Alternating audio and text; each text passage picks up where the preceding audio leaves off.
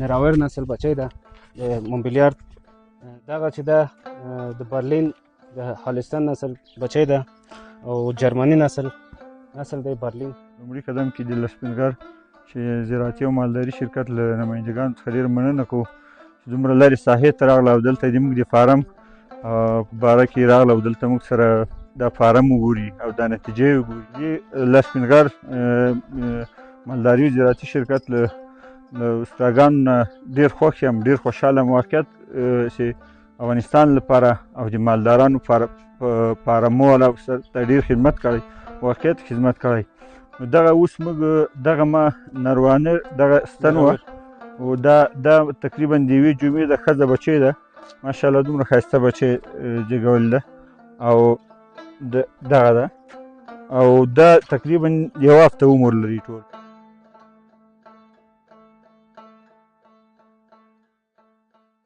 د لر سپین غر شرکت په نمایندګۍ باندې راغلي وو د پکتیا ولایت مرکز تیرې کنډو د کوم ټنډانو کلي ته تر څو د دغه فارم چې دلته موقعیت لري څخه لیدنه وکړو او د لر سپین غر مالدارۍ او زراعتي شرکت فرانسوي او د انګلستان هیواد د تخمي ستنو نتیجه چې دلته په فارم کې شته دی نو د فارم مسؤل هم را سره موجود دی.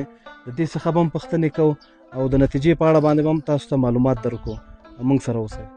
دا خو چې ده د یوه اونۍ ده تقریبا او نراور نسل بچی ده د مونبلیارد نسل نراور ښځه بچی ده د یوه اونۍ ده او ماشاءالله ښه تندرسته ده، مالدار او خوشحال ده.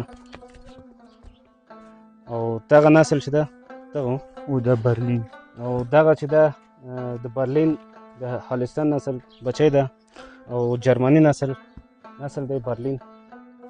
دا د وجدي کمپنۍ برلین بچی ده، برلین ماشاءالله دا تقریبا د 20 ورځو ده. دا شرکت ته وګورئ دومره ښایسته قد لري، کواره او بل شی لر سپین غر کوم ستاګانې چې دي یا کومې غواګانې دلته چې موجود دي هغه ماشاءالله ډېر ښه خصوصیات لري. یو خو د شیدو ماشاءالله ښې شیدې کوي، پوره شیدې ورکوي. بل چې دا لنګوال کې کوم مشکل نه پیدا کوي، بیرته په خپل وخت باندې واراوړي او لګېږي صحیح، بازګشت نه کوي، زر نه ګرځي او نور د مرضو په مقابل کې ماشاءالله ښه مقاومت لري، مرض یې ډېر نه کوي.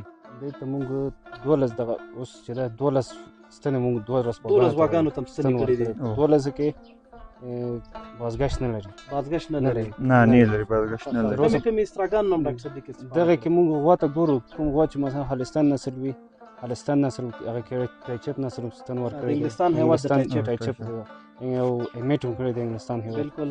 او کوم چې مونبلیارد وي هغه ته مونبلیارد نسل ستن ورکړی د فرانسې هیواد او نراویرو باندې ملونه کوته.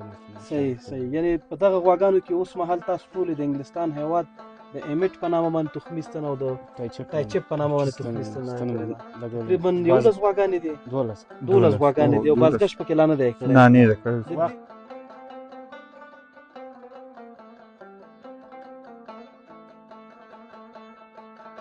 فارم ته داسې ځوان چې دا ټول نسل مکمل دا په د لسپنغر د ولستن او د مونبلیارد نسلونو دا هر یو لکه دا اول دا زه اصلاح کومه دا تقریبا F2 بچی ده که نه، دې ته به بیا دریم کومه چې F3 سي بیا F4 کې به دا ماته بیا اصلاح کېږي. که فرض که دا نورو په ولستن کې کومې ښځینه خصوصي دلته پیدا کېږي هغه هم زه دغسې اصلاح کوم کار تر څو مکمل نسل اصلاح شي. نو موږ په دې برخه کې له سپین غر شرکت ډېر قدرداني کوو او ډېر مننه ترې کوو ځکه موږ ته واقعیت ښه نسلونه راوړي او له نورو مالدارانو فارمدارانو هم دا هیله ده چې د سپین غر دا سټاګانې تطبیق کړي او ما خپل نتیجې لیدلې دي، دوی دې هم نتیجه وګوري. نو انشاءالله دوی به ډېر تر خوښې او تر رضا وي، هم به فارم پرمختګ کړی، هم به له وخت سره دوی ته 100% اصلاح نسلونه دوی سره موجود دي.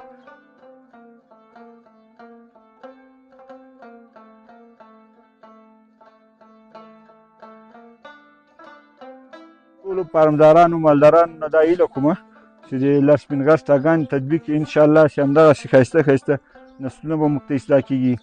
او بل د لر سپین غر په نمایندګي زه دا غواړم، اول زه دا غواړم چې دا د وطن په ابادۍ کې ډېر کار ده که نه زه خپله انجینر یم که نه خو ماته دا ډېر خوند راکوي چې زه د افغانستان په ابادۍ کې ونډه واخلم او دوی ماشاءالله موږ سره ډېره برخه اخیستې ده او زه غواړم د ټول فارم په همدې طریقه باندې اصلاح کړم تر څو په آینده کې انشاءالله چې دا ښه نسلونه راسته یو هېوادوالو ته هم خیر رسېدلی خپل مرګ ته هم خیر رسېدلی نو زه ډېر تشکر مننه تېر کوم